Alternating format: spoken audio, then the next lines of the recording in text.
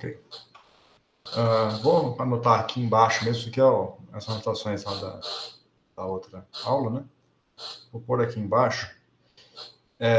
Então tá, então a gente tem, a pergunta é como é que fica o plot aí da célula unitária e da zona de Brillouin.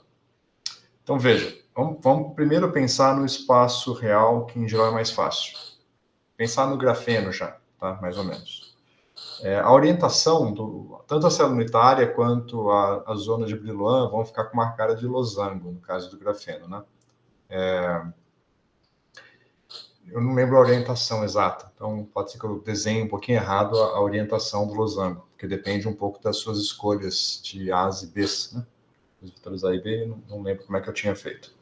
Então, mas vamos pensar aqui primeiro. Ó. A primeira coisa que você tem aqui, por exemplo, o vetor A1 e o vetor B1, vou desenhar aqui assim.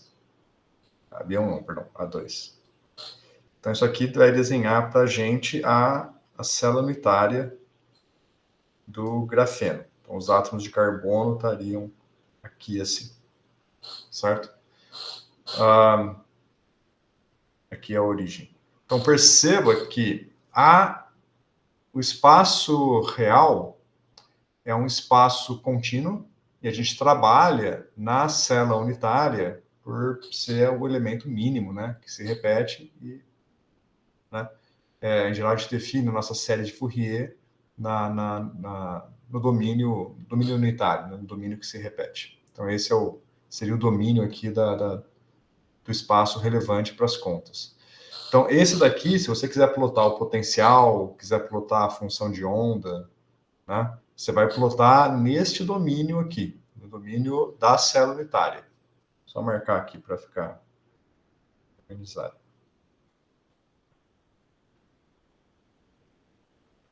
Ok. Agora, quando a gente vai para o espaço K, a gente tem aí, como vocês falaram, tem uma ambiguidade que pode ser confusa. Eu acho que em uma dimensão fica mais claro. Então, eu vou fazer aqui em cima, em uma dimensão, para lembrar o que a gente fez nas aulas anteriores, e depois eu falo do grafeno em si. Tá? Então, primeiro em D. A gente tem duas coisas aqui. Primeiro, a gente tem os pontos gama, que eu vou chamar de pontos G, tá? Usando a notação do VASP, né? VASP do quanto expresso. Bom, em uma dimensão, os pontos G vão ser simplesmente N1, B1. E aí lembra que a gente tem aqui o nosso espaço K, que é um espaço contínuo e periódico, que é onde a gente vai ter as nossas energias, né? Energia no espaço K.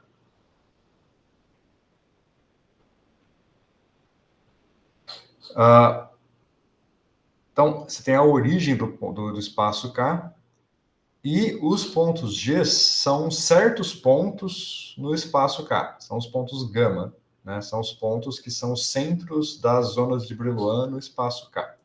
Então, você tem aqui o G0, vai coincidir com a origem, né? Porque é o N0. Aí você vai ter aqui, por exemplo, o G1 e o G2. E para cá, mais ou menos simétrico aí, o G-1 e o G-2. Agora, a zona de Brillouin, ela é só este trecho aqui, né? Metade do caminho até o G1. Essa aqui é a zona de Brillouin. Veja que a zona de Brillouin, o eixo K é contínuo, tá? Tanto dentro da zona quanto fora. O eixo K é um eixo contínuo. Mas os pontos G são os centros das zonas, então são pontos discretos sobre o eixo K, que é contínuo. Quando a gente plota as bandas, lembra que a gente tem as parábolas que estão associadas aos pontos G, se eu não ligar o potencial. Eu tenho a primeira parábola aqui, referente ao G0. Aí eu vou ter a parábola referente ao G-1, que vai cruzar aqui com o G0, tentar desenhar mais ou menos correto. E ela continua para cá. Não está muito parabólica, mas permitam a minha liberdade de desenhar na mão. E aqui. E aí você tem a parábola do G-2 também, né? Vai cruzar aqui no meio do caminho.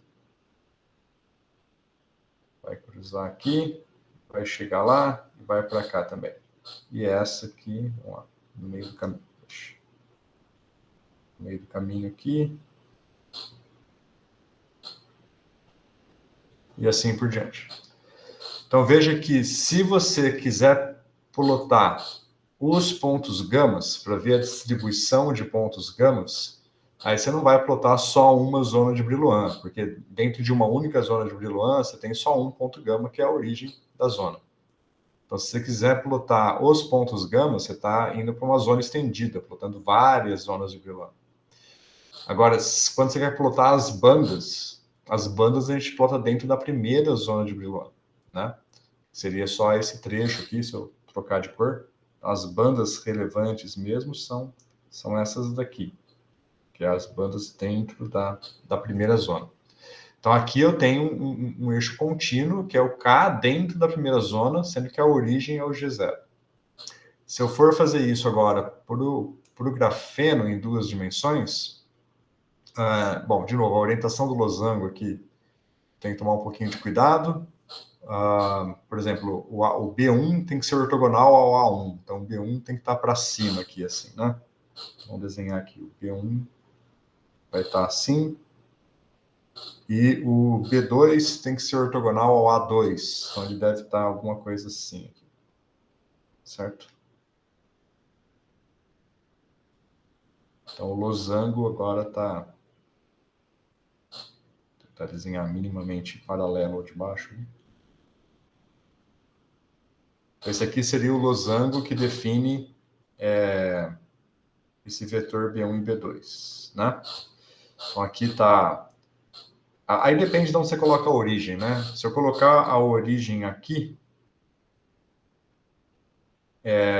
isso daqui não seria a zona de Brillouin, né?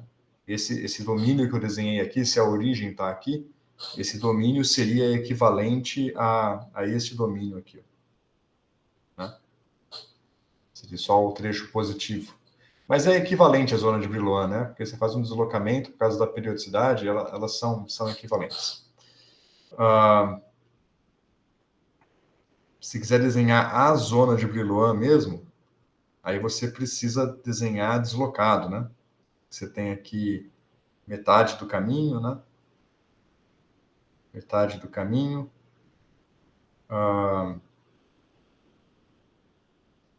Bom, tem que desenhar o hexágono aqui para desenhar a zona de Brillouin correta. Aqui eu vou apanhar para fazer na mão, não vou tentar fazer na mão não, senão vai ficar tudo errado. Vou desenhar assim, por enquanto, só para tentar entender. Tá? Vocês podem fazer assumir que a origem está aqui, ó. Se a origem estiver aqui, aí você fica com algo mais parecido com a zona de Brillouin, tá? Pode deslocar a origem. Mas vamos pensar assim, não tem nenhum problema pensar desse jeito aqui.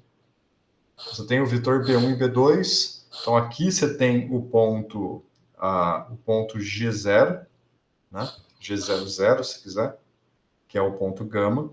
Todo ponto G é ponto gama, tá? Por isso que chama G, por isso que o VASP, o Quantum Expresso, chama de G, porque são pontos gamas.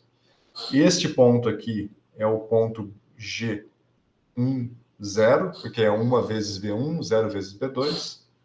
Este ponto aqui é o ponto G01, e este aqui é o ponto G11.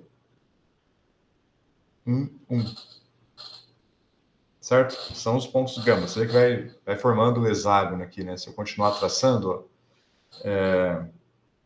se eu traçar... Tá, traçar direito aqui. Aqui assim, mais ou menos aqui.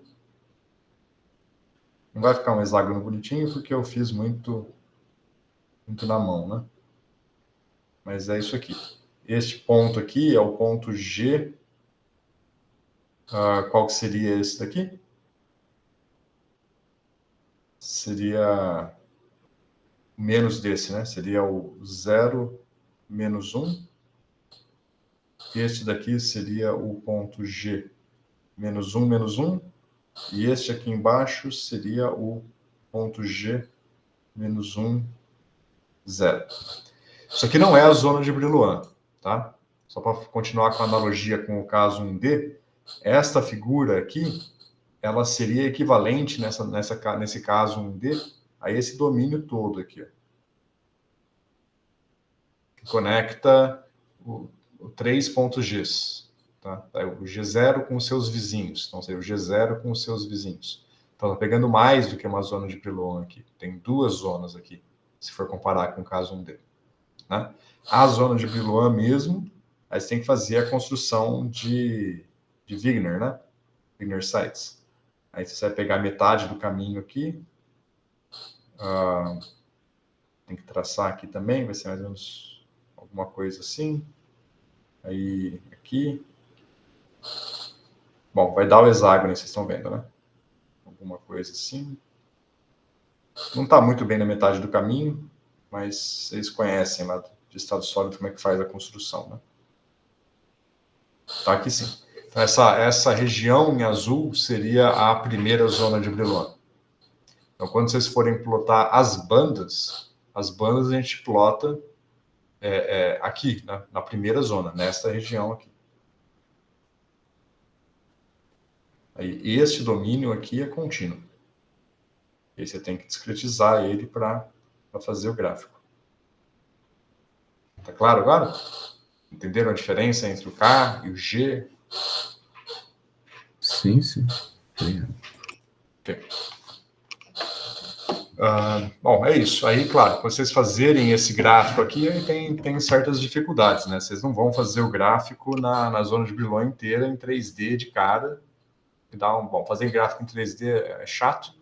Então, o que eu recomendo vocês fazerem é fazer o gráfico ao longo de um caminho, como é tradicional, né? Então, vocês podem seguir A gente caminho. coloca aquele caminhão gama, KM no braço? Aqui, por exemplo, ó, este caminho aqui. Aqui é o ponto gama, aqui é o ponto M, aqui é o ponto K. Então, vocês façam um caminho deste tipo. Agora, como é que vocês fazem esse caminho, né? Como fazer isso? O VASP, quanto expresso, de dar o gráfico pronto, né? Como é que você vai definir o caminho, traçar as bandas aqui? Você tem que fazer um loop. Então, você vai fazer um loop, ó, varrendo K ao longo deste caminho, depois varrendo K ao longo deste caminho, depois varrendo K ao longo deste caminho. E para isso você tem que entender a geometria aqui desse triângulo. Aqui é fácil, né? Aqui o KY é 0 e o KX está variando. Aqui você fixa o KX e varia só o KY. E aqui você tem que variar tanto o KX quanto o KY. Para isso você tem que saber qual é esse ângulo aqui, para poder variar corretamente ao longo dessa linha. Tem uma parte geométrica aí que é um detalhezinho, mas é fácil, né? Então, você tem que fazer esse loop aqui e calcular a banda em cada um desses pontos Ks, né? Diagonalizar o seu hamiltoniano em cada um desses pontos Ks para traçar a banda. E conseguir organizar os dados de uma forma que permita fazer o gráfico. Ok? Beleza. Em que ponto que vocês estão agora? Vocês já estão chegando nessa etapa? A gente conseguiu plotar o gráfico do potencial no espaço real. Aí agora vai passar para a transformada, né? Potencial e tentar plotar. Ok. A transformada do potencial... deixa eu voltar aqui em cima. Isso ficou faltando, ainda bem que você falou. A transformada do potencial é um V de G, né? Ela existe, é um V que é calculado em cada ponto G. Então, por isso que a gente faz o gráfico da zona estendida, porque o potencial vai ter o potencial não tem um valor em cada ponto K do espaço contínuo. O potencial só tem valores finitos, né? Ele é naturalmente discreto. Ele tem valores nos pontos G. Por isso que a gente faz o gráfico estendido, né? Que é uma consequência da periodicidade. Ele é como a nossa célula unitária ela é periódica, então a periodicidade do espaço real implica que a transformada de Fourier é finita só em certos pontos G discretos, né? Que são, bom, a consequência está aqui, né? consequência disso é o G ser dado por N1B1, N2, B2. Né? Essa é a origem da discretização do G, é a periodicidade do espaço real. Então, o potencial só vai existir nesses pontos Gs. Né? O potencial não vive no espaço K contínuo, ele vive no espaço K discreto. A função de onda vive no espaço K contínuo por causa do teorema de Bloch. Né? Mas não tem teorema de Bloch para o potencial. O potencial ele é periódico. A função de onda ela não é periódica. Ela é periódica a menos de uma fase, que é a fase de Bloch, e é por causa dessa fase que o espaço K se mantém contínuo. Tá claro? Sim, sim. Ok. Beleza. Umas mensagens aqui, mas não é de vocês não, né? Não. Beleza, gente. Mais alguma dúvida? Professor, você pode tirar uma dúvida daqueles vídeos sobre criação de ambiente? Sim. Porque eu não cheguei a tentar mexer aqui, né? Eu só assisti o vídeo. Aí naquela hora que você cria um ambiente, você instala, por exemplo, o notebook, ele fica instalado no ambiente que você criou ou ele fica instalado em toda a máquina? Só no ambiente que foi criado. Ah, tá. E quando você cria esses ambientes, ele usa toda a capacidade computacional do computador, né? Toda a memória, assim, processamento, normal. Sim, sim, sim. É um ambiente virtual, mas não é uma máquina virtual. Ah, Diferente. tava confundindo, agora entendi.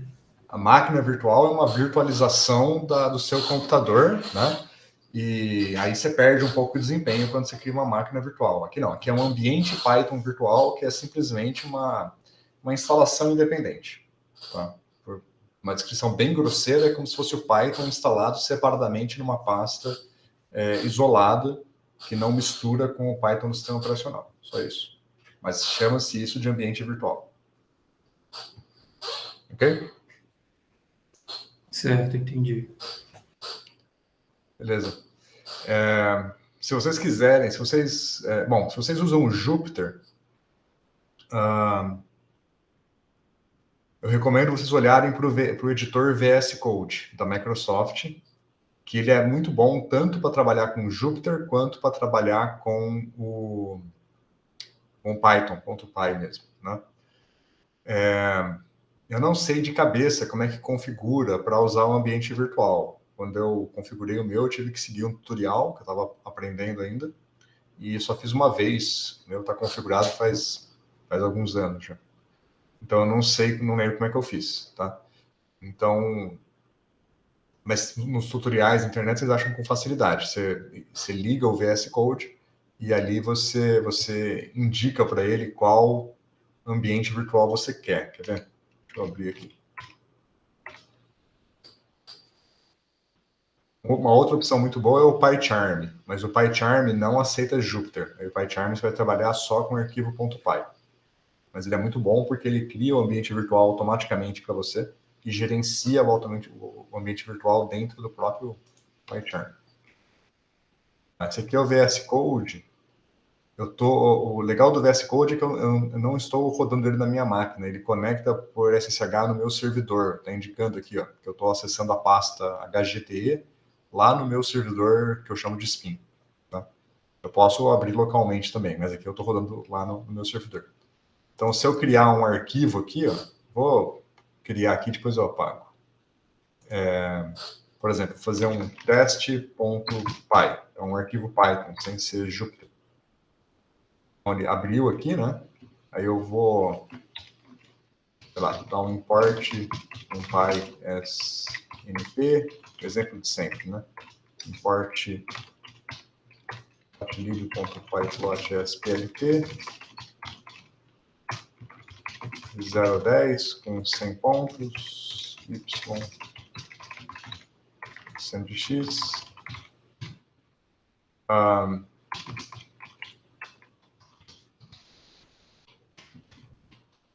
Bom, vou só rodar e fazer um gráfico, tá?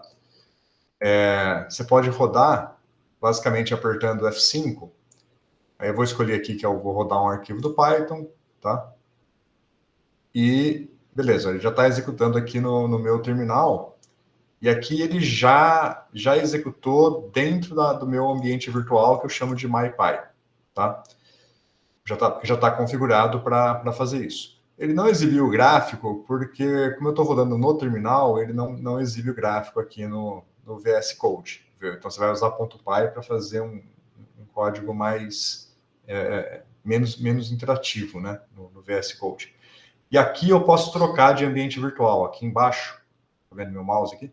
Se eu clicar aqui, eu escolho em qual ambiente virtual que eu quero. Então, aqui eu estou usando o Anaconda, mas eu posso escolher o Python do sistema operacional ou posso indicar a versão do Python que eu quero utilizar. Então, aqui eu estou optando pelo Anaconda.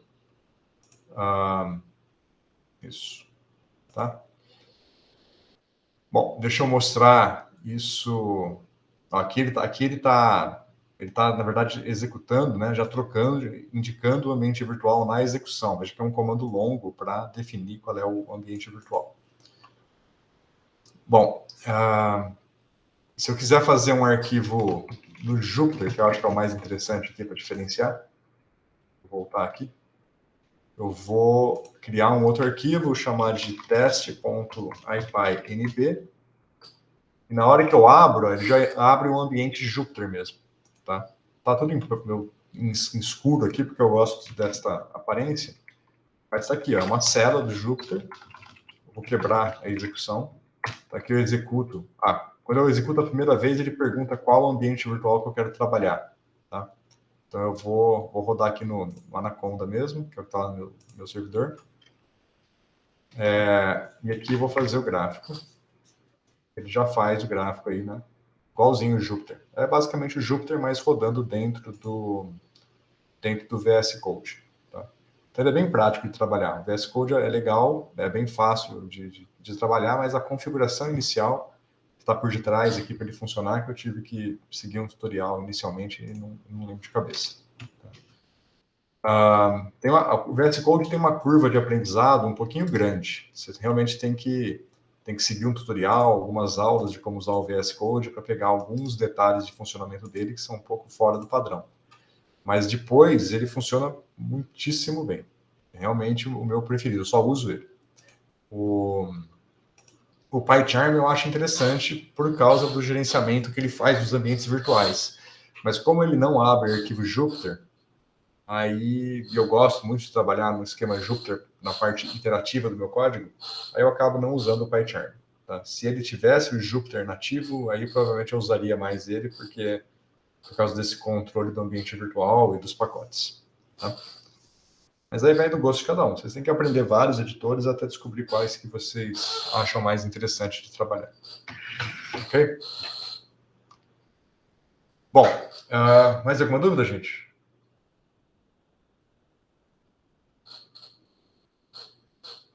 Não, eu não tenho nenhuma, não. Tá. Então, vamos lá. Eu queria fazer um exemplo hoje, sem falar de física ainda, e na semana que vem eu vou voltar a falar de física, tá? Vou falar da evolução temporal na semana que vem, para depois, para acabar essa parte de equação de Schrödinger básica, com a evolução temporal, e depois a gente vai entrar no modelo Ted Binding e começar a fazer umas coisas um pouquinho diferentes do que a gente fez até agora. Então, bom, vamos lá. Então, eu queria mostrar um exemplo. E para isso eu vou fazer no Spider, tá? Deixa eu só abrir aqui a janela de vocês aqui. Eu vou criar... aqui eu tinha feito esse exemplo de funções com módulo. Eu vou criar um outro aqui,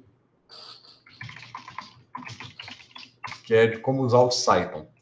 Eu estou preparando um vídeo sobre detalhes do Cython, que eu ainda não acabei.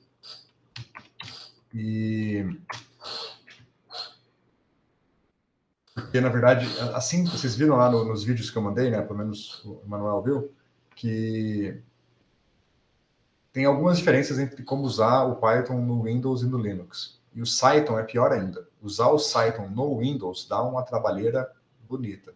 No Linux é bem mais imediato. Então, eu vou mostrar aqui brevemente como usar o Cython para motivar vocês aqui a usar e entender o funcionamento deles, mas eu vou mostrar no Linux. Aí o vídeo que eu estou preparando, eu vou fazer o vídeo no Windows, que é onde tem as dificuldades. E no Linux, basicamente, não tem a maneira de usar é exatamente a mesma. Só a etapa inicial do Windows é que é a configuração inicial dos compiladores, que dá um pouquinho de trabalho e que é natural. Não tem que fazer nada no Linux, já vem pronto no Linux. Tá? Então, a ideia geral vai ser a mesma no final das contas, só os detalhes aí da configuração inicial que muda. Então, aqui eu vou fazer o uso, como usar o Cython, ignorando essa parte da configuração que vai ficar para o vídeo. Tá? Eu vou criar aqui primeiro o arquivo.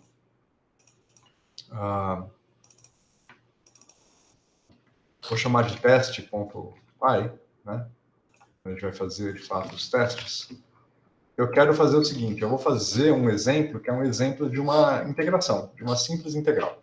Tá? Para isso, eu vou fazer de duas formas. Eu vou fazer primeiro um módulo Python padrão, e depois fazer via Cython. Eu só vou criar mais um arquivo aqui antes. Eu vou chamar de lenta.py, porque vai ser a maneira lenta de fazer a integral. Para isso, vamos lá. Eu vou criar uma função f de x, que é a função que a gente vai integrar. Né? E essa função vai ser bem simples. Ela vai simplesmente retornar x vezes 1 menos x. Então, é basicamente uma parábola. Vou fazer a integral de uma parábola. Tá? E vamos criar uma função que é a função integral. Vai integrar essa função de x e vai integrar no intervalo de A até B com n pontos. Ok? Bom, então vamos lá. Como é que a gente faz essa integral? Eu vou fazer a integração mais simples possível, que é a integração do trapézio. Tá? Então, a primeira coisa, a gente precisa do Δx dessa integração. Δx vai ser b menos a, que é o limite de integração, dividido pelo número de espaços, né? O número de intervalos. Então, eu tenho que pensar se esse n representa o número de pontos ou o número de espaços entre pontos. Tipicamente, eu penso no n como sendo o número de pontos. Tá? Então, o número de espaços é n menos 1. E aí eu vou fazer o loop e em range de 0 até n menos 1. E a integração, vamos chamar o resultado da integração, vamos chamar de res. Então, começa de 0. Res mais igual f de x vezes dx. Onde o x vai ser a mais i dx. Tá? Meu x discretizado. E aí, com isso, eu retorno, no final, eu retorno o resultado da integração. Bom, fiz meio rápido aqui, porque a gente já está mais acostumado com essas coisas. Mas entenderam aqui a integração? Concordam que está correta? Que o método está certo? Ou tem alguma dúvida nas escolhas aqui no n-1? Como é que está? Tranquilo. Tá. É n-1 mesmo, né? Porque quando eu vou de 0 a n-1, na verdade eu não incluo o n-1, e meu último ponto aqui vai ser o n-2, tá? Mas eu tenho que parar um ponto antes para fazer a integração sempre no retângulo posterior, né? Então, veja que quando o meu i se o meu i fosse n-1, n-1 vezes Δx daria b menos a. Cancela esse a, daria x igual a b. Então, quando i for igual a n-1, esse x aqui daria b. Mas eu não posso ir até b, eu tenho que parar um ponto antes, porque eu estou integrando nos retângulos. Tenho que parar um antes, senão, se eu não parar um antes, eu estou pegando um retângulo além do meu domínio. Então, é isso mesmo. Né? Então, a integração é essa daqui. Só vou compactar um pouco aqui o código para ficar mais curto na tela. E vamos lá. Então isso aqui é um arquivo separado. Então agora eu vou dar um import lenta, né? E vamos fazer a integração. Então vou chamar de S1, resultado da integração. Vai ser lenta.integral. E eu vou fazer a integral de 0 a 1, e vamos fazer com um número violento de pontos aqui. Tá? Vamos definir uma variável n. Então, eu vou fazer esse n igual a 1.000, 10.000, vamos começar com 100.000. Eu vou importar a biblioteca time para fazer a medida do tempo. Vamos lá. T0 igual a time. T1 igual a time.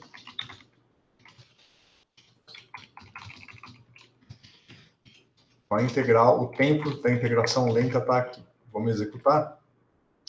Ele imprimiu aqui do lado, né? Deixa eu ver se eu consigo aumentar a fonte aqui. Então, para 100.000 pontos, a integração demorou 0,03 segundos. Está bem rápido. Então, vamos colocar mais 2 zeros aqui. Como a integração é um loop linear, né? O tempo cresce linearmente com n. Então, aqui deu 0,03, colocando mais 2 zeros, deve demorar 3 segundos. Olha lá, em torno de 3 segundos, né? Então, essa é a integração lenta aí com, sei lá quantos pontos agora tem. Tem 10 milhões de pontos, né? Uma quantidade bem violenta de pontos. Bom, de novo, essa é a versão lenta. Agora, para a gente fazer a versão rápida, eu vou fazer o seguinte, eu vou pegar esse arquivo, vou copiar o conteúdo dele aqui, tá? Vou salvar isso daqui como rápida, só que eu vou mudar a extensão. Em vez de rápida.py, eu vou chamar de rápida.pix, PIX, que é a extensão usada pelo Cython. Tá? Numa primeira análise, eu não vou mudar nada no código, é simplesmente rápida.pix e ponto final, né? Só copiei o código aqui, é o mesmo código que estava antes, só que agora eu preciso compilar esse código. Né? O Cython é uma linguagem compilada. Então, para isso, eu tenho que criar um arquivo de configuração do Cython, que eu vou criar aqui mais um arquivo, que vai ser o setup.py. Agora, este arquivo, eu realmente nunca lembro de cabeça o conteúdo. Deixa eu só pegar aqui no meu outro exemplo, que eu tinha deixado pronto, eu copiar e colar o código desse arquivo setup.py.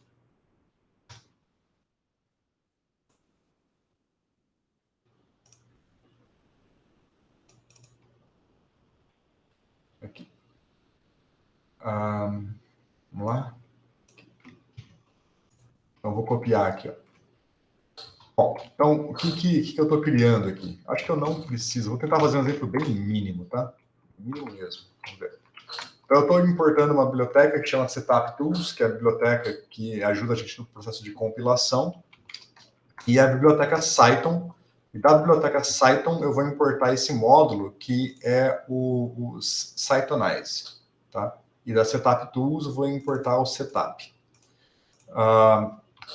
Então, o comando setup, ele recebe o objeto, né, o módulo que vai ser compilado. E eu vou fazer isso através do comando Cythonize, é meio enrolado, né? E veja que aqui eu coloquei o arquivo da biblioteca, o rápida.pix. Só isso. Uma outra coisa é que o comando de compilação, eu gosto de deixar ele aqui junto do arquivo do setup, porque eu nunca lembro de cabeça, então eu deixo ele comentado aqui em cima, tá? Então, o comando é python setup.py, que é o nome desse arquivo, e aí as opções build.ext e inplace para ele executar localmente. Né? Esse comando build.ext, ele vai carregar, ele vai ler essa configuração do setup para fazer a compilação, basicamente. Tá? Ele vai converter o código do rápida.pix para a linguagem C e vai compilar. Tá? Então, eu vou copiar esse cara aqui, e agora eu tenho que ir lá para o terminal. A compilação a gente faz no terminal, e vou acessar aqui a pasta onde está, perdão, apertei errado com o mouse aqui, onde está esse exemplo. Então, deixa eu chegar lá na pasta de vocês.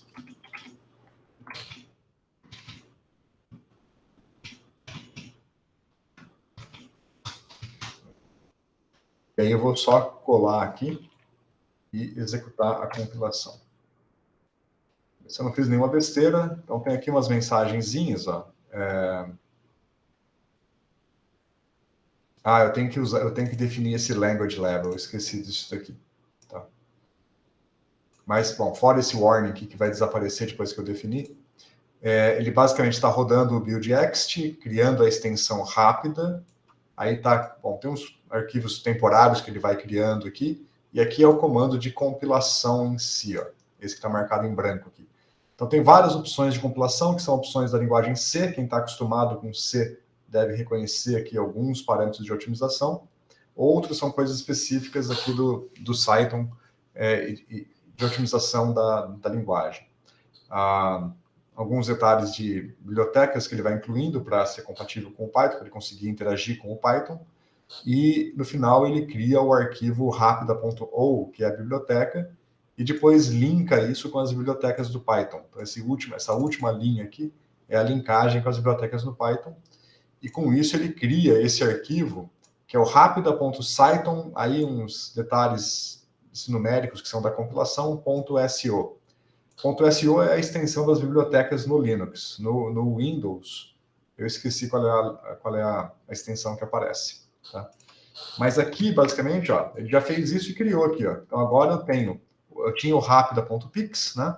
Ele criou um rapida.c, que é o código em linguagem C, que foi convertido pelo Cython. Né? O Cython, basicamente, converte o rapida.pix para um rapida.c, e depois o setup tools compila esse rapida.c. E a compilação gerou esse arquivo que é a biblioteca mesmo. Esta é a biblioteca que foi, de fato, criada. Tá? Que é a versão rápida. Agora, esse language level que ele avisou ali no warning é algo que eu não lembro de cabeça e eu esqueci mesmo. Deixa eu procurar aqui no Google para só copiar e colar.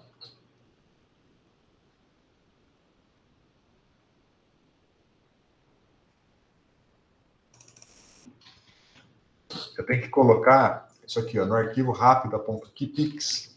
Eu vou colocar isso daqui, ó. Ele entra como comentário, mas o Cython lê esse comentário. Para dizer que é para usar Python 3. Senão ele vai trabalhar com Python 2. Então tem que colocar o language level 3 aqui. No setup.tools não muda nada. Só vou recompilar aqui. Vocês vão ver que agora ele vai recompilar sem aquele warning que não estava definida a versão. Por padrão ele usa Python 2 ainda. Então é importante passar essa opção aqui. Em todo arquivo .pix tem que começar com essa linha para ele entender que o que segue aqui é Python 3. Bom, então ele compilou. Então eu vou voltar aqui para o teste e agora eu posso fazer um import da biblioteca rápida. Veja que o código da biblioteca rápida é exatamente o mesmo da biblioteca lenta. Eu não modifiquei nada, né? Só copiei, colei e adicionei aqui a informação de que é Python 3. Então aqui estou importando. E vamos fazer a mesma coisa. Ó. Eu vou fazer o mesmo teste de desempenho.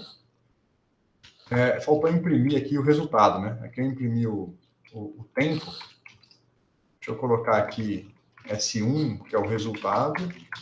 Então, lenta res, lenta tempo, 1 menos T0.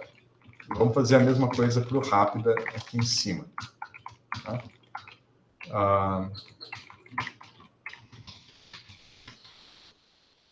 E vamos executar e ver o que dá. Tá? Tem que trocar aqui por rápido.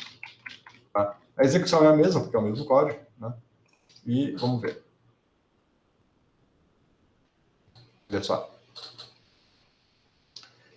A lenta rodou aí em torno de 3 segundos, 2.7. A rápida rodou em 1.4.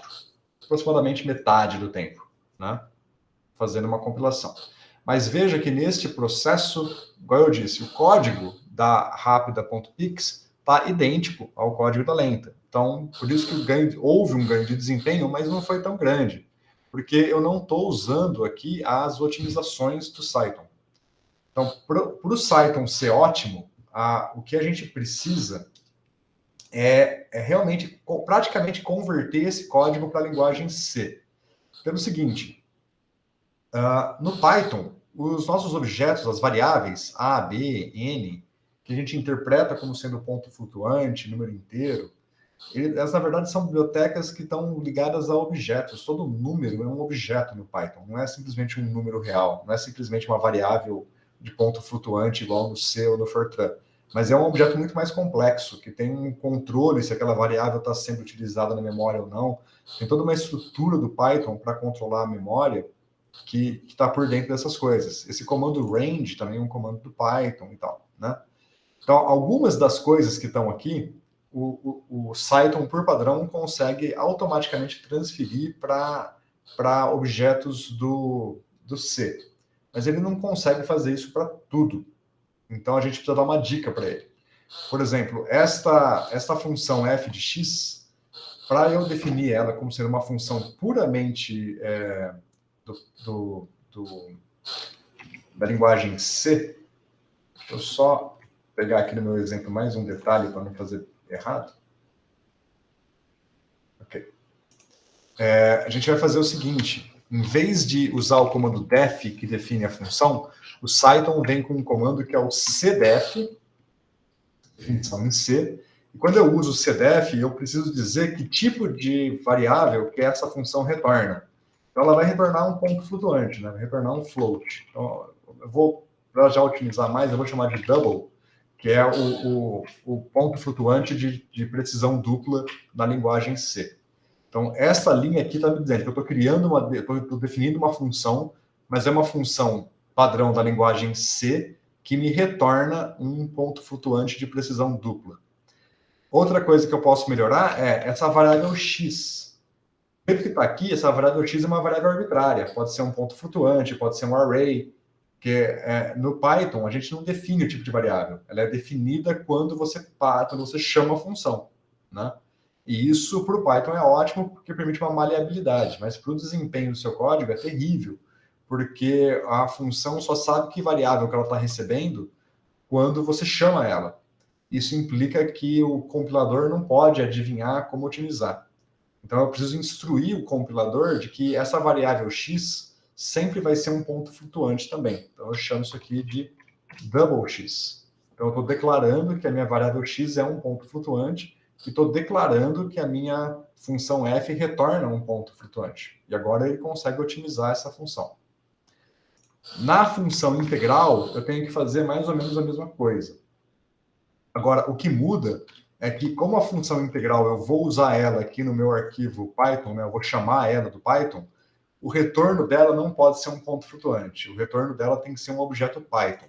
Então, aqui eu não vou usar o cdef. Nas funções que eu vou chamar do Python, que eu vou chamar lá pelo Python, né, que é a interface da minha biblioteca com o meu código Python, eu tenho que usar o def, não posso usar o cdef. Então, aqui não muda.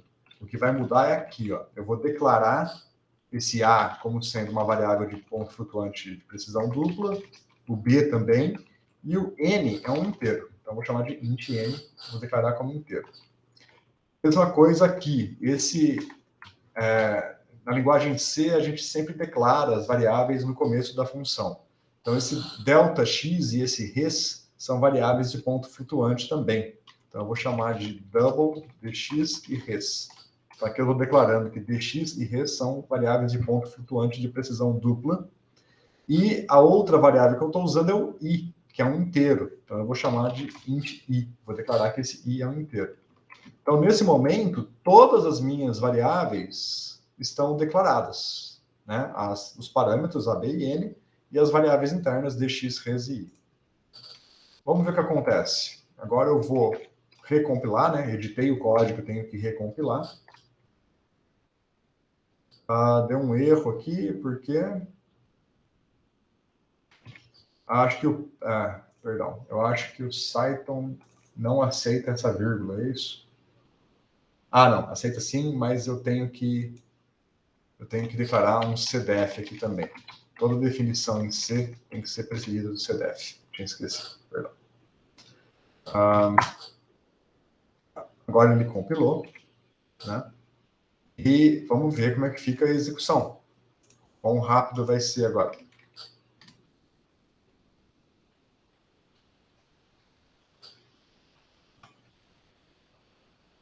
Fiz alguma besteira, porque não teve ganho de desempenho.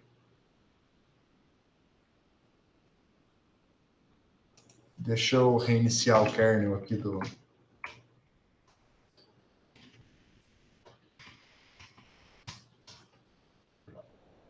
Como é que eu reinicio o kernel aqui mesmo?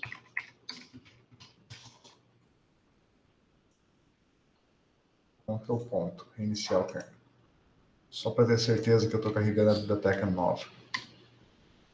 Agora sim, porque eu não estava recarregando a biblioteca, perdão. Olha só. Então, a lenta rodou em quase 3 segundos de novo. A rápida rodou em 0,01 segundos. Perceberam o ganho? Nossa, mas voou aí. Voou. Qual foi o ganho? Vamos fazer a conta aqui. Abrir a calculadora.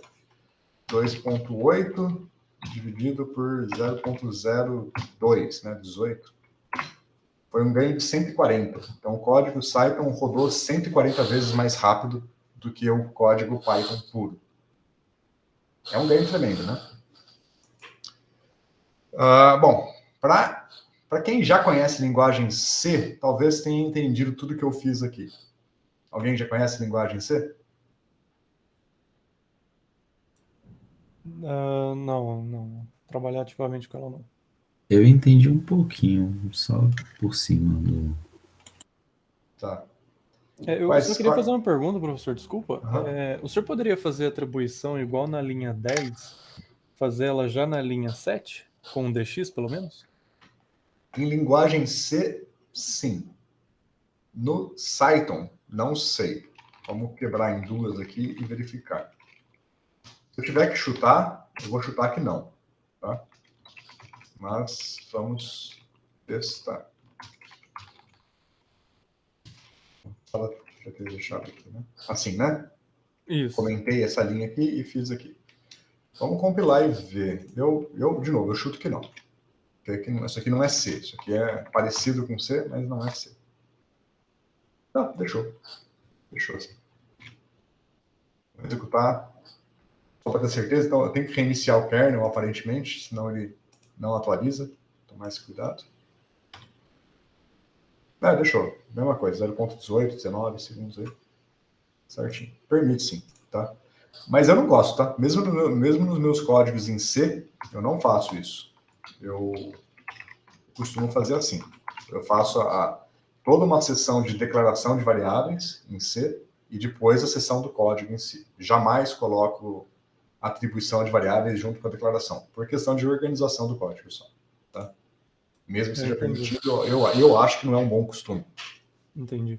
Aí o senhor estava colocando CDF porque essas são as definições das variáveis da linguagem C. Aí na linha 6, lá dentro, as variáveis o senhor não precisa definir com CDF porque, no caso, essas são para o Python. Não, é para o C também, mas o Cython não pede que você faça isso aqui. Como aqui a linha de atributos, né, de parâmetros da função, ele trata diferente. Aqui ele já entende que se tiver alguma coisa, é uma definição em C. Aqui ele pede para declarar um por um. É coisa do Cython, não sei justificar. Tá? Eu acho que talvez por consistência, né, talvez fosse interessante ter aqui. Vamos ver o erro que ele dá se eu tentar compilar. Não deixou, tá vendo?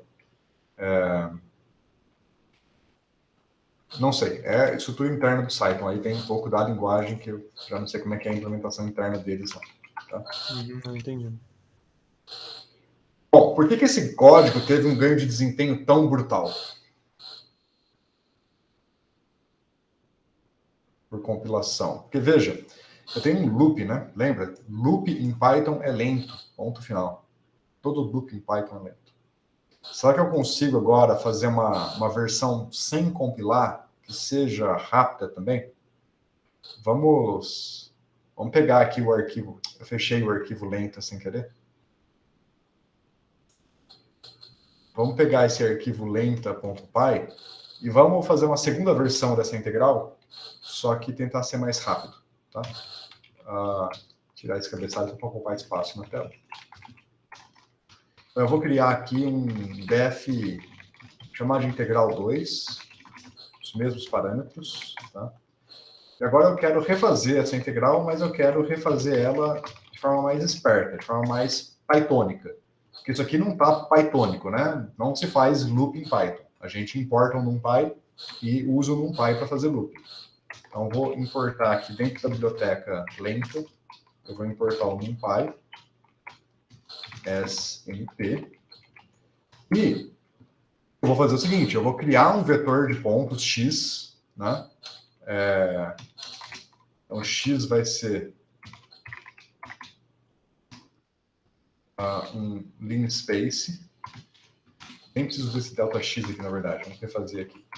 Então, vai ser um linspace que vai de A até B, com n pontos, sem incluir o último ponto. Certo? Não incluo o último ponto, porque na integração eu tenho que parar um ponto antes. Tá? Aqui eu posso definir o dx como sendo x1 menos x0, por facilidade. E aí eu vou calcular, eu faço o seguinte, eu calculo o f de x, mas como agora o meu x é um vetor do Python, o f de x vai calcular a função para cada ponto, né, vai mapear para cada ponto, e aí eu posso pegar e somar usando a soma do Python, e depois eu multiplico por dx. E isso vai ser o retorno da minha função. Sacaram? É equivalente a isso. Estou somando, só que o loop está aqui dentro, né? Tem dois loops aqui, né? No f de x, ele está calculando para cada ponto x, mas com o broadcast do Python, que é mais eficiente, porque está implementado em linguagem C. E essa soma também está internamente implementada em linguagem C para somar o vetor. Então, vamos chamar agora esse integral 2 aqui. Então, eu vou só trocar o integral por integral 2 aqui no lenta. E vamos executar. Olha lá. Deu 0,13 segundos. Não foi tão rápido quanto o Cython, mas já foi aí. Vamos comparar certinho. Tá? Deixar aqui o integral e colocar aqui o integral 2. Então, vou chamar aqui de lenta 2. Tá? Ó, 3 segundos a nossa lenta original, 0,12 segundos, então deu um ganho aí de 30 vezes. Certo? É isso? Né? Vocês sabem fazer conta de cabeça ou já esqueceram como é que faz conta de cabeça igual eu? Não sei mais não, professor. 30 vezes, né? 3 sobre 0,1, 30 vezes. Teve um ganho de desempenho de 30 vezes. Não foi tão brutal quanto o ganho de 140 do Cython, mas só de evitar o loop e usar o NumPy, já tivemos um ganho de 30 vezes. Certo? Sacaram? A otimização do código ela é importante. A gente ganha desempenho rapidinho com pequenas modificações. Primeira lei geral do Python aqui, né, lei 0 do Python, é não escrever loops a menos que não tenha outro jeito.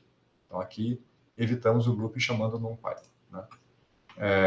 Quando não tiver jeito, quando você não conseguir trocar um loop do Python por um loop do NumPy, a saída é escrever o código em Cython, e aí o loop se torna um loop compilado e o ganho de desempenho é brutal.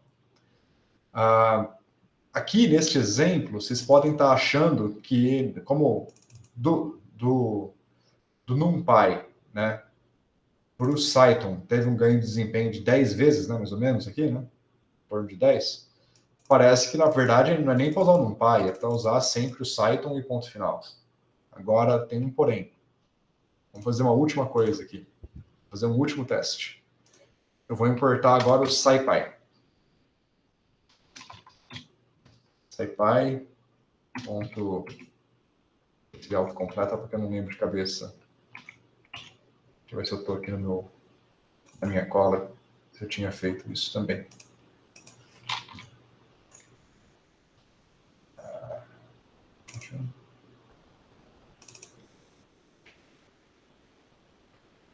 Não, na minha cola aqui eu não tenho. Eu vou ter que abrir aqui a documentação do SciPy. Tá bom, porque depois eu mostro para vocês. Só para ver como é que eu importo. Tá, lembrei. SciPy.import. integrate. Eu vou importar o comando quad do SciPy integrate, tá? Já eu abro a documentação aqui do SciPy integrate para a gente discutir o que é esse comando quad, o que ele faz explicitamente. Mas eu vou copiar aqui mais um código, então, vou colocar aqui em primeiro, e eu vou usar o SciPy. SciPy, imprimir aqui na tela SciPy. Então, vamos lá. Agora aqui é um pouquinho diferente no SciPy, tá? Eu vou precisar implementar a função aqui, tá? Vou fazer o F, vou usar a função lambda x vezes, porque eu preciso passar ela para o SciPy e ela não está aqui, né? Ela está na nossa biblioteca lá. Então, vou trazer ela para cá para poder importar no nosso código. Então, eu vou chamar o comando quad do SciPy. O comando quad, ó, ele recebe a função e os limites de integração, tá? Então, a função é a função f e o limite de integração é de 0 a 1. E vamos ver o tempo de execução do SciPy. Olha lá. Vamos de trás para frente. A lenta demorou 3 segundos e o resultado da integração foi 0,16. A lenta 2, 0,1 segundos e o resultado foi 0,16 também. A rápida do Cython, 0,01 segundos e o resultado foi 0,16. A do SciPy demorou 10 a menos 5 segundos. O que é isso? 10 a menos 5 segundos? Com relação à rápida, é um ganho de 358 com relação à rápida. Com relação à mais lenta,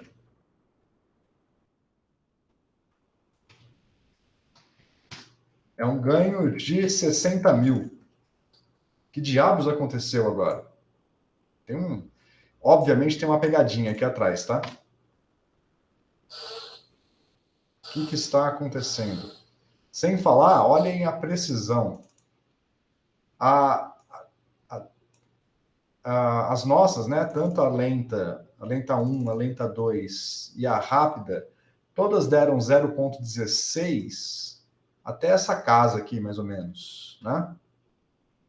Quantas casas tem aqui? Vamos ver. 1, 2, 3, 4, 5, 6, 7, 8, 9, 10, 11, 12, 13.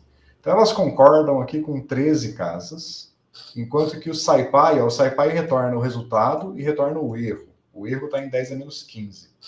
Então, além de ter rodado em 10 a menos 5 segundos, que é brutalmente mais rápido, deu 2 casas a mais de precisão. Que diabos aconteceu que o SciPy, além de ser mais preciso, rodou em 10 a menos 5, quanto que eu falei? 400 vezes mais rápido do que o C compilado.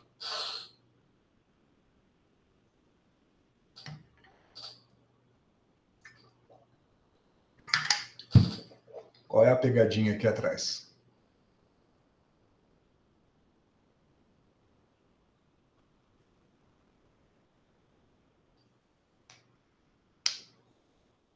Alguém arrisca? Prestem atenção. Eu não faço ideia, professor, porque essa daí me pegou de surpresa, 10 a menos 5. Deixei pro final de propósito. Também não. Para mim, a compilação em C já resolveu o problema ali com ganho, mas 10 a menos 5. Dá uma olhada na chamada desta função e na chamada dessa. O que tem de diferente? Além do F, né? O F aqui foi só porque eu não tinha acesso ao outro. Mas o que tem aqui que não tem aqui?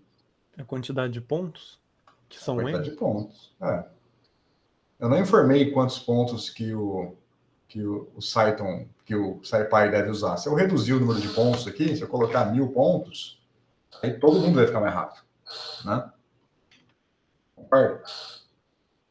Então, o Cython vai ficar muito mais rápido se ele usar muito menos pontos. Então, vamos cortar aqui para 1000 pontos para ver quanto que dá a velocidade. Olha lá. Agora, a rápida rodou em 10 a menos 6. E o SciPy em 10 a menos 5. Então, agora a rápida ficou mais rápido, com 1000 pontos. As outras também ficaram bem mais rápidas, né? Mas aí cai a precisão do resultado, né, professor? que é que o SciPy usa para dar um resultado desse? Porque se Exatamente. diminuiu, ficou meio zoado, né? Pois é, exato. Então, e o SciPy não, né? O SciPy continuou, né? 10 a menos 5 com a precisão alta. Essa comparação que eu estou fazendo aqui, ela é muito injusta, né? Colocar o SciPy para comparar com os outros, porque na integral 1, na lenta 1, na lenta 2 e na rápida, nas três, eu usei a integral do retângulo, né? Integrei retângulozinhos. Então é uma comparação justa. Usei o mesmo tipo de integração, basicamente o mesmo código nas três, e comparei, né, em pé de igualdade. Agora, quando eu uso o SciPy, eu chamei quad. O que o quad está fazendo? Ele está fazendo integral do retângulo? Né? Não sei. Eu posso complicar um pouco mais a sua vida, antes de explicar, e pegar aqui do NumPy,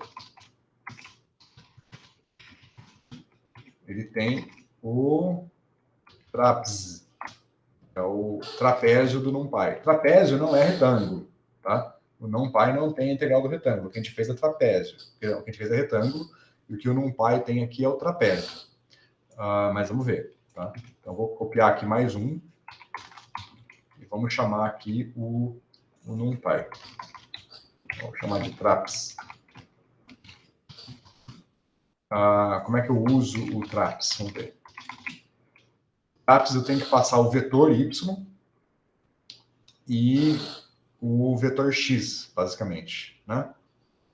Ou o vetor y e o delta x, se eu quiser. Posso escolher um dos dois. Neste caso, eu acho que é mais fácil eu fazer isso lá dentro da lenta. Eu já tenho um NumPy lá prontinho, né? Deixa eu tirar isso daqui. Mais uma aqui. Vamos chamar de integral lenta 3. Tá? Então, aqui eu posso fazer uma mistura dos códigos. Posso pegar o delta x daqui e... Posso? Não posso, porque eu preciso do f em todos os casos. Deixa assim. Então, em vez de chamar o sum tá aqui, eu vou chamar o traps. Aí eu passo o y, que é o f de x, né? E passo o dx igual a dx. Passar esses dois parâmetros. É bem parecida com essa, só que em vez de usar o sum, está usando o traps. Né? O sum é o retângulo, o traps é o trapézio. Né? Então é a integral 3. Então vamos chamar aqui, onde que eu estava? Então aqui vai ser, na verdade, a lenta 3. Então aqui, faz traps mesmo. Vamos ver quanto que vai dar. Olha lá, o traps deu o mesmo resultado e o tempo 0,19, que é parecido com o lenta 2. Um pouco mais lento do que o lenta 2, porque o retângulo é mais rápido do que o trapézio. O trapézio envolve algumas continhas a mais, né? Porque o retângulo você só precisa da altura e da largura. O trapézio você precisa de duas alturas e da largura. Então você tem uma continha um pouquinho mais lenta aí no trapézio, e isso faz com que ele fique um pouco mais lento do que o retângulo. Mas isso já ilustra que, dependendo do método de integração que você tem tempos diferentes e tem precisões diferentes. Então, para fechar a discussão, vamos olhar o que o quad faz. O quad, está aqui. Bom, ele integra de A até B usando a biblioteca Fortran QuadPack. Bom, até aí tudo bem. O traps do NumPy usa bibliotecas do C também. C ou Fortran, tanto faz em termos de desempenho. Tá aqui. Então, está aqui a definição da função, né, que a gente está trabalhando, né, como que tem que ser criada a função. Agora, qual é o método de integração que ele usa? Vamos caçar aqui embaixo. Bom, parâmetros que são importantes para a precisão, que você pode querer controlar. E aqui ele está falando de outras opções, né, outros tipos de integração.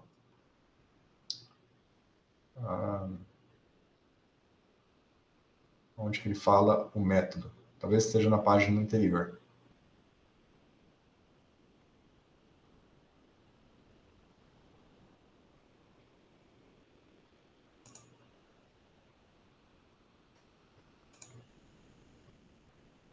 Aqui já está nos exemplos, ele não falou do método. furar a curva.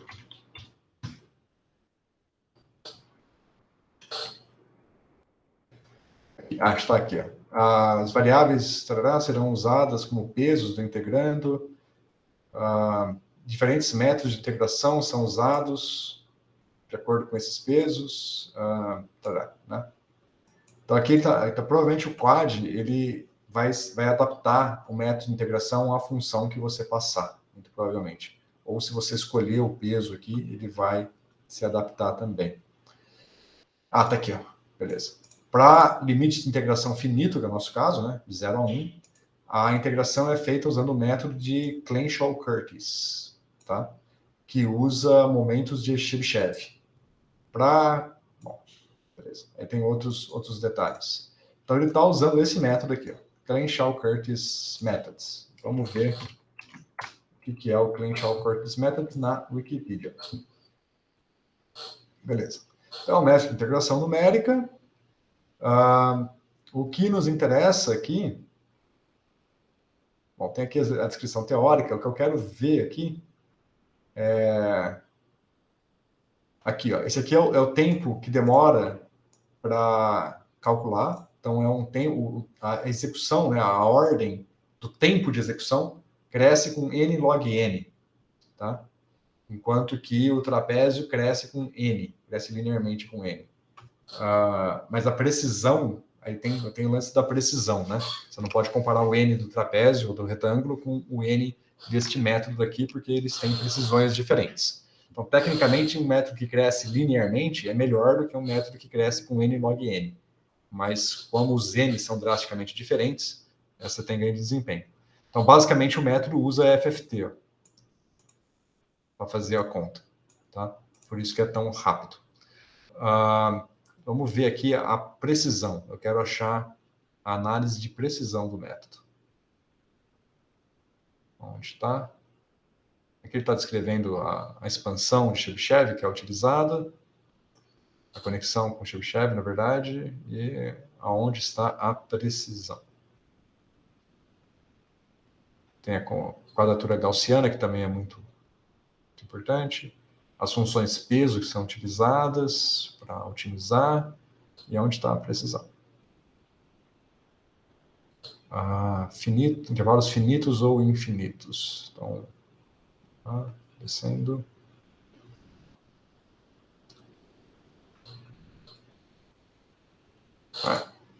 Ou como bola, não está dizendo na Wikipedia.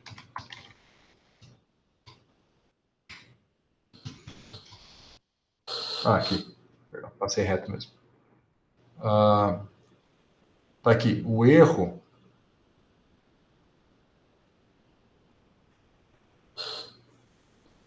o erro é delicado. Depende desse K.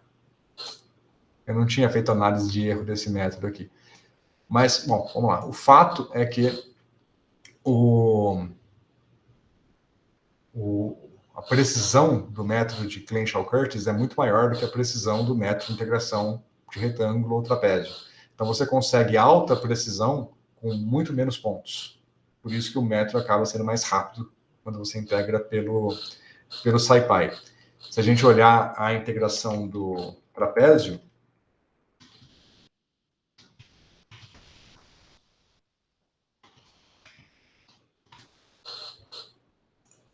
a regra do trapézio, por exemplo, aqui tem o erro um pouco mais explícito, né? Error analysis. Então, o erro do trapézio, ele vai com n ao cubo, n é menos 3, né? E o erro do retângulo vai com n quadrado, se não me engano. Do retângulo.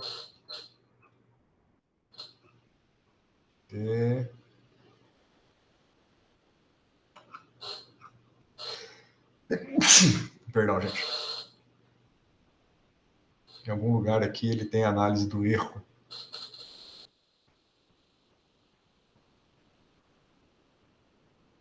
Bom, tem vários casos aqui, né? Você vê que aqui, ó, o trapézio vai com n ao quadrado, mas aí depende de quem é b menos a, né?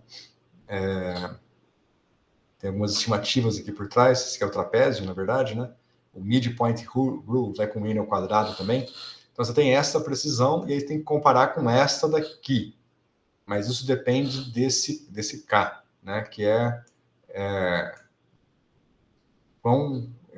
quantas vezes que o integrando é diferenciável. Então, no nosso caso, K é 2, né? Que é uma parábola. Então, a segunda derivada, ela é...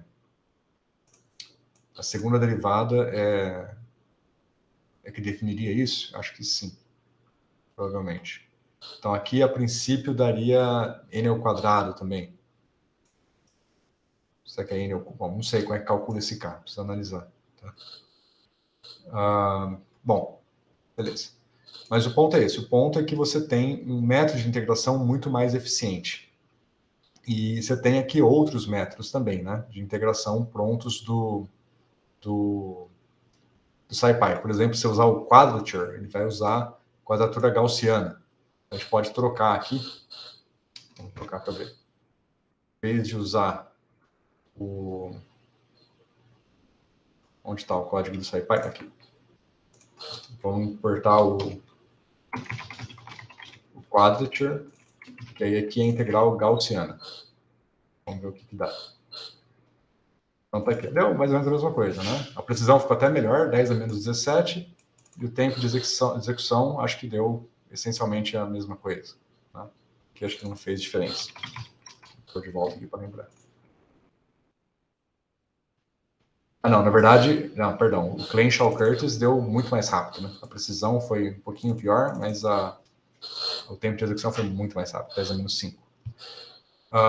Bom, sacaram as diferenças? Eu não conheço muito esse método de Clenshaw-Curtis para explicar, né? Vocês perceberam. Mas... tem isso aqui eu não tinha visto. Tem Quad Explain, que explica a saída do quad. Vamos ver o que isso faz. Eu nunca vi esse aqui.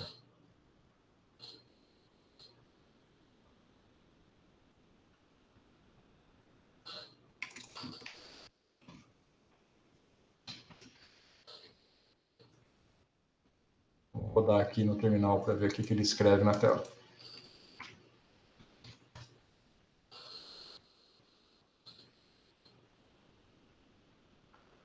É basicamente uma ajuda, né? É isso. É basicamente um help.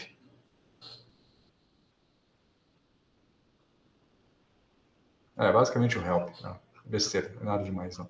É a mesma coisa que a documentação que está ali. Bom, gente, alguma dúvida? Esse SciPy é uma mão na roda, hein? Já te dá as integrais lá certinho. Pois então esse que é o ponto, né? Vocês têm que usar sempre as bibliotecas adequadas, né? Aqui no curso eu passo as coisas que a gente fazer um pouco na mão na massa para entender como é que funciona os algoritmos, né? Mas na prática, se o SciPy ou o NumPy tem as bibliotecas já integradas para auxiliar, vocês têm que usar. Então aqui no caso do SciPy Integrate, você tem o Quad e tem esse QuadVec, que é para a parte vetorial, né? Integrar funções vetoriais, por exemplo. O Double Quad é para integrais duplas, integrais triplas ou integrais enésimas, né? N dimensões. E por aí vai. E, bom, tem vários detalhes aqui, né? O trapezoide também está aqui e tal, né? Simpson tem aqui já implementado. E aí depois entra na parte de resolver a IDE, né? Solve a IDP, Runge-Kulta e tal. Todos esses métodos aqui, eles são implementados de tal forma que tanto a solução de EDOs quanto a integração, ela é implementada de forma adaptativa. Então, o número de pontos que vai ser utilizado não é pré-determinado, ele se adapta. Então, ele tem lá um intervalo de 0 a 1, ele vai escolher um certo número de pontos padrão, que depende do algoritmo que está implementado por detrás, vai calcular a função daqueles pontos, depois ele vai aumentar o número de pontos, calcular em novos pontos e reestimar a integral e ver se o resultado mudou. Então, ele vai aumentando o número de pontos. Na hora que o resultado para de mudar, que atinge uma convergência, ele para de aumentar o número de pontos. Então, essencialmente, ele usa o menor número de pontos possível para obter a precisão que você pediu. E, por padrão, ele usa a precisão de 10 a menos 15. Mas se você quiser controlar, né? 10 a menos 15 não, perdão. Tem duas precisões aqui, né? Que é a EPS absoluta e a EPS relativa. Então, a EPS absoluta é realmente o absoluto, 10 a menos 8. Então, vai ser uma precisão de 10 a menos 8. A EPS relativa é relativa ao valor. Então, é 10 a menos 8 do valor. Então, se a integral der 0.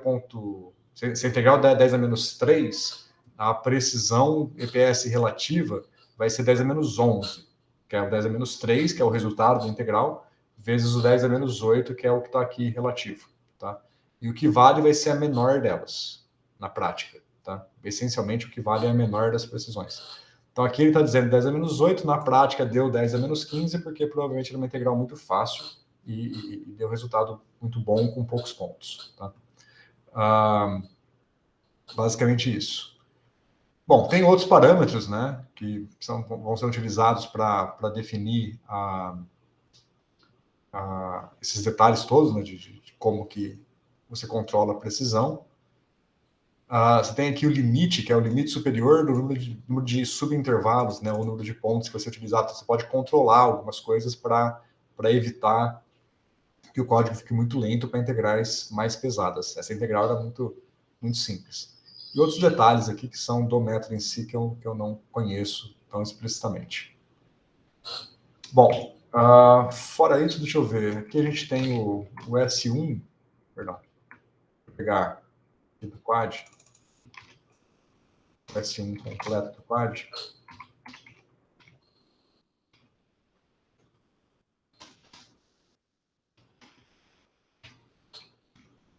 Ele está me dizendo que eu queria pegar esse info dict, mas eu acho que eu preciso passar algum parâmetro para ele retornar isso aqui. Por padrão, ele não retorna. Deixa eu ver aqui nos exemplos.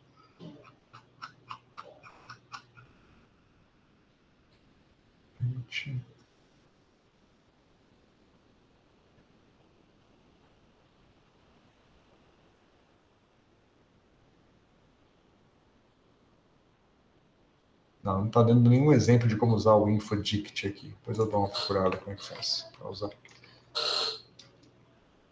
Bom, gente, era isso que eu queria mostrar para vocês. Esse lance dos grandes variações de desempenho, dependendo do método que você usa, e a facilidade do Cython. Só chamar a atenção, eu recentemente, alguns meses atrás, eu implementei um código Cython que fez o meu código Python pular de 10 horas para 1 minuto de execução. O ganho foi de 600 vezes, se não me engano, é isso? 10 horas, cada hora tem 60 minutos. 600 vezes, né? De 600 minutos para 1 minuto. Tive um ganho de 600 vezes. 600 parece grande, né? Mas quando você fala 10 horas para 1 minuto, parece maior ainda, né? Mas é um ganho semelhante ao que a gente obteve aqui nessa integral, da ordem de 400, 600 vezes. Né? E no meu caso não tinha jeito, eu não tinha como implementar o meu método usando NumPy, SciPy. Eu já estava usando NumPy e SciPy, mas invariavelmente eu tinha um loop muito grande por detrás que não dava para, que não era simplesmente uma integralzinha, que não dava simplesmente para contornar usando o NumPy. Eu tinha que fazer um loop extenso sobre variáveis, e aí eu converti tudo para Cython e tive um ganho de 600 vezes. E o código que era inviável antes, né, 10 horas, tornou-se um código viável aí de alguns minutos. Ok? Bom, alguma dúvida antes de eu encerrar aqui? Professor, lá no Setup Tools, você tipo converte. No caso, esse código que você coloca aí dentro, ele pode ter termos com outra biblioteca, tipo NumPy, SciPy aí dentro? Pode, certo. Porém tem as suas delicadezas. Tá? Toda vez que você usar o NumPy junto com o Cython, você vai ter perda de desempenho, porque os comandos do NumPy ele não consegue converter para C. Então, o ideal é você criar a sua biblioteca de tal forma que ela não vai ter nada do NumPy. Tá? Isso nem sempre é possível. Você tem que dar uma evitada. Tem algumas coisas que o NumPy te facilita muito, né? Aqui eu estou usando o range do Python, aí ele sabe converter. Eu poderia usar um código do NumPy se eu estivesse fazendo produto de matrizes, né? Produto de matrizes eu vou usar o arroba do NumPy. E eu poderia tentar colocar isso no Cython. Eu não sei se o Cython vai converter o produto de matrizes do NumPy para um produto de matrizes implementado como loops em C automaticamente. Eu acho que ele não vai converter, porque nesse meu código que eu troquei de 10 horas para 1 minuto, eu tinha ali um produto escalar de 2 vetores, que é semelhante. Eu usava o comando vdot do NumPy. E eu tive um ganho de desempenho de um fator, pelo menos 10, nesses 600 aí, um fator 10 veio de eu tirar o numpy.vdot e fazer o produto escalar na mão, implementar o loop mesmo para o produto escalar, fazer o produto de cada componente e somar, né? Então eu tive um ganho de desempenho aí. Ele não converteu o vdot para código C, ele manteve a chamada do Python lá dentro, tá? Então tem que tomar cuidado com isso. Agora tem na documentação do Cython, tem dicas lá de como usar o Cython com o NumPy. Talvez tenha alguma configuração que você faz dentro do Cython para que ele faça essas conversões. Mas no meu caso ele não fez, eu vi que estava... Tem alguns truques que eu não mostrei aqui. Deixa eu ver se eu consigo mostrar rapidinho antes de fechar aqui. Vou ter que abrir a documentação do Cython para lembrar.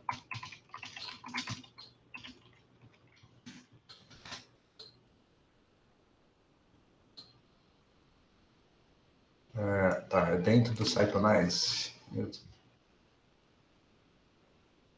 Acho que é isso mesmo. Eu vou passar o parâmetro aqui, que é o parâmetro annotate igual a true. Vamos ver se é isso mesmo. Aí eu vou compilar.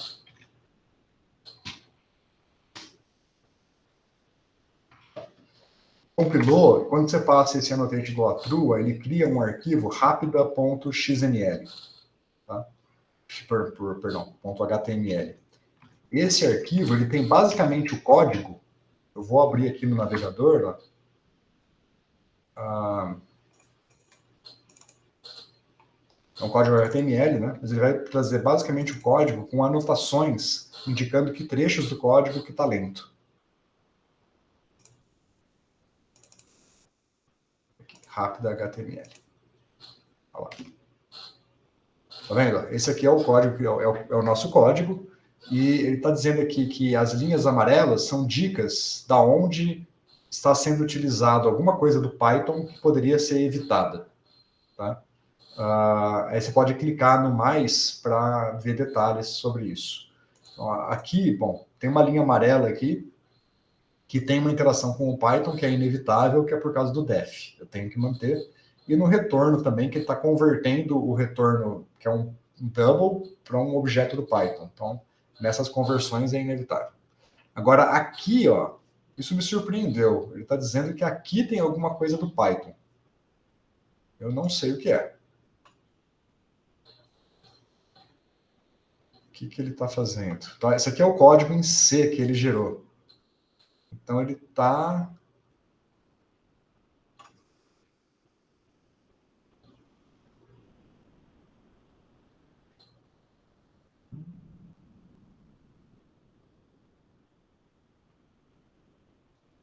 Ele está definindo uma variável pxt1 como sendo b-a, uma variável pxt2 como sendo o n-1.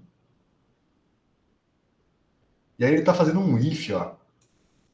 Ele está fazendo um if, se o t2 for zero, ou seja, se o denominador for zero, ele vai levantar um erro de divisão por zero. Sacaram? Se o n for igual a 1, né? Se o n for igual a 1, ele solta um erro de divisão por zero. É uma exceção do Python, né? Ele para o código com uma exceção, né? E caso não, ele segue fazendo a divisão. Olha que interessante, eu não tinha sacado isso. Então tem um if, ó. E if deixa o código mais lento. Eu não sei como evitar esse if. Provavelmente eu devo ter alguma instrução do Cython para avisar ele que é para ignorar esse tipo de erro. Com certeza deve ter uma otimização do Cython que diz para ele, não verifique esse tipo de erro e evite esse if aqui. Esse if está deixando meu código mais lento. Não é crítico, veja que o amarelinho está menos amarelo, né? Esse amarelo está mais forte, esse está mais leve, né? Esse aqui está fraquinho, por quê? Porque ele está dizendo que a intensidade do amarelo te diz quão crítico é essa parada. Aqui não é crítico porque é um if no começo do código, o if está fora do loop. Se esse if estivesse dentro do loop, aí ele realmente ia deixar o código mais lento. Aqui não, aqui ele executa uma vez só, é coisa praticamente trivial, tá? Não vai atrapalhar em nada. Então esse daqui eu ignoraria, né? Por estar fora do loop. Se tivesse dentro, eu ia olhar em detalhes. Se vocês quiserem ver os outros detalhes aqui, ó, né? Aqui ele vai... Bom, tem coisas que eu não sei o que ele faz aqui. Ele está definindo um T5, ele está basicamente convertendo o ponto flutuante do C para o ponto flutuante do Python. Tá? E algum controle de erros aqui. Porque aí ele vai fazer o retorno para C. E aqui, essa acho que é mais difícil de ler. Aqui, eu não sei. Aí tem toda uma criação de objetos gigantesco o código, né? Aí não vale a pena ficar olhando. Aqui também tem uns maisinhos, que é a conversão, mas ele não colocou em amarelo, porque são coisas triviais, né? Não tem nenhuma chamada aqui do Python que esteja atrapalhando. Sacaram? Então, nesse meu código que eu levei de 10 horas para 1 minuto, foi isso que eu fiz. Eu fui compilando, abrindo esse HTML e procurando por todos os trechos que estavam em amarelo dentro do loop e eliminando todos eles. Na hora que eu eliminei tudo, aí caiu para 1 minuto. Ok? Bom, gente, acho que é isso. Então, vamos parar por aqui. Professor, desculpa, Então, só falar. uma perguntinha. Acho que assim, para mim já está claro, mas queria só acabar com essa dúvida. A quad, ela está escondendo então o número de pontos que a gente está trabalhando. Eu queria, assim, só para fechar o raciocínio, o quão vantajoso e desvantajoso é a gente não saber esse valor de N no processo do quad. Não, dá para saber. Porque eu estava querendo ver aquele info, como é que eu uso aquele info, mas não vi como. Com certeza aqui ele retorna essas informações, tá? Aqui, ó, full output. Vamos dar esse full output aqui. Deixa eu chamar aqui, tá? Vou chamar de res quad F01 e vou passar full output igual a true. Agora aqui no reso tem um monte de coisa. Deixa eu aumentar a tela aqui.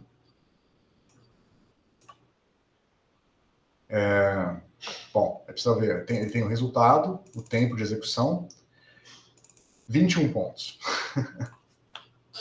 Neval é o número de chamadas da função que ele fez. Se olhar aqui na documentação,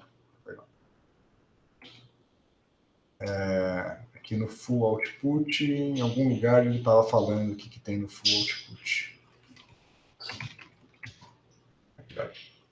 Neval, o número de vezes que a função foi chamada, né? Vamos ver o que mais tem aqui. Last deu 1. O número de subdivisões que foi feita na última chamada. Esse é meio sem graça.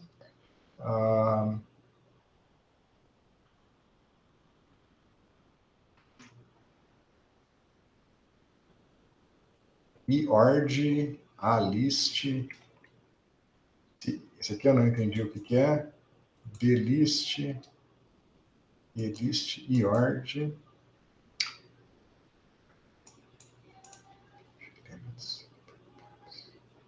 Não, acho que o mais interessante vai ser o que eu tinha visto aqui.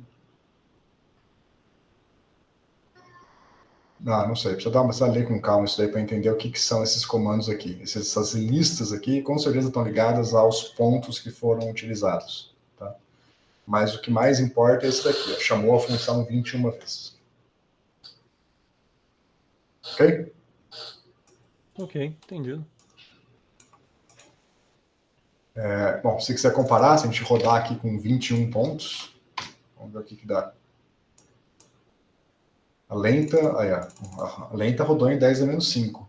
Mesmo tempo que essa daqui. Todas elas, né? Aqui tá 10 a menos 4, quase 10 a menos 5, 10 a menos 6. Isso aqui também é ali na ordem. Agora a precisão, né? Aí é crítica, né? Pelo menos o 0.16 todos pegaram. Não ficou tão ruim assim com 21 pontos. Mas essa aqui ficou bem melhor. É basicamente por causa do método de integração, né? Vocês viram, você muda do trapézio para Simpsons, ou de Simpsons para bode, você vai ganhando precisão porque são métodos que interpolam melhor as funções com menos pontos, né? Isso é crítico na escolha do método. Então, realmente é brutal você escolher o método correto, né? Beleza, gente? Entendi. Então, bom, por enquanto é isso. Aí o vídeo que eu vou fazer sobre o Cython vai ser basicamente a mesma coisa que eu apresentei aqui para vocês, só que eu vou mostrar como fazer tudo isso no Windows. E aí tem os detalhes de configuração do Windows para que isso aqui tudo funcione. Então, a única diferença é essa, como fazer isso tudo funcionar no Windows. Mas no Linux vocês veem que a gente não precisou fazer nada, né? Eu peguei, de fato eu não fiz nada, tá? Se eu tivesse instalado o Linux e feito em seguida, teria funcionado também. O Manuel falou, desapega do Windows. Depois que vocês verem o meu vídeo, talvez vocês desapeguem, porque eu vou mostrar o vídeo já mastigado, né? Que eu já preparei, já vi como é que faz e tal. Agora, para eu descobrir como é que faz para compilar no Windows a primeira vez, eu sofri um pouquinho, porque você tem que instalar o compilador C, que não vem com Windows, e a princípio eu escolhi fazer isso com o compilador C, que é recomendado pelo Cython, que é o próprio compilador da Microsoft, que é o MSVC, Microsoft Visual C. Só que você não baixa esse compilador e instala. Você tem que baixar o VS Code, ou baixar pelo menos o instalador do VS Code, e aí na hora de instalar o VS Code, você não instala o VS Code e instala só o compilador. É uma bagunça. Você não tem uma opção clara de como só instalar o compilador.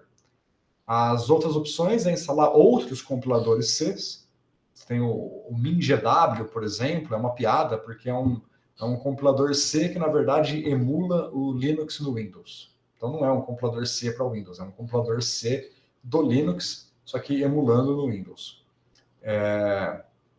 Outros compiladores são pagos, aí não vale a pena nem discutir, né? E é isso. A melhor opção é usar o da Microsoft, mas instalar o da Microsoft dá trabalho, enquanto que no Linux já vem instalado. Ué, ele não vem automático com o VS Code, não, quando a gente faz a instalação dele? Vem, Talvez mas como eu queria... Vem sim. Só que eu queria fazer o tutorial supondo que a pessoa não quer usar o VS Code. Ah, tá. Quero só o compilador. Entendi. Aí não dá. Você tem que instalar, ou você instala o VS Code inteiro, ou você tem que prestar muita atenção na instalação para optar pela instalação só do compilador. É bem bizarro. Uma opção de gerenciador de pacotes, não é? Do VS Code. Faz Isso. tempo que mexer nele, que aí você pode escolher qual que você instala. Exato. Então, é bem chato. A regra mais fácil é instalar o VS Code, né? E aí tá pronto. Mas se você gosta do PyCharm, você vai ter que instalar o VS Code só para ter o compilador C. Nossa, e aí teria que, usando o PyCharm, teria que abrir o VS Code para ativar não ou não? abrir, não. Só instalado já resolve. Só instalado já era. Mas você tem que instalar o VS Code, mesmo se você gosta do PyCharm. Bizarro, né? Não é? É quase que uma venda casada. Sim. É bem bizarro. Então, eu vou tentar fazer o tutorial explicando no começo que se você instalar o VS Code inteiro, bola para frente, não tem muito mais problema. Mas vou mostrar como fazer a instalação só do compilador para deixar mais genérico. Não, beleza. Fora isso que no Windows ninguém está acostumado com terminal, né? Então, não vi uma maneira de fazer essa compilação sem ser pelo terminal ainda. No Linux a gente sempre vai para o terminal e bola para frente que a gente está acostumado. Agora, como evitar que o usuário Windows tenha que abrir o terminal do Windows que ele nunca viu na frente antes? E fazer isso também não saquei. Eu estou enrolando para terminar o vídeo tutorial porque eu estou tentando ver se tem como fazer a compilação sem usar o terminal. Tá? Se eu conseguir, beleza. Se não, eu vou mostrar como usar o terminal. Ok, gente? Bom, é isso. Tá, tem um outro pacote que é o PixImport, mas eu não testei ainda. O PixImport faz isso. Ele faz a compilação no momento de que você importa a biblioteca. Aí você não precisa saber abrir o terminal. Mas parece que tem poréns. Acho que não funciona sempre. Tem algumas situações em que ele dá pau. Então, não sei se eu vou nem falar sobre isso no tutorial. Mas se vocês quiserem ver, tem o Pix Import. Bom, pessoal, por hoje é só. Então, segunda-feira eu volto a falar de física e vocês vão desenvolvendo o projeto enquanto isso. Fechou? Beleza. Beleza, professor. Até semana que vem, gente. Até. Até semana que vem. Bom final Até. de semana a todos.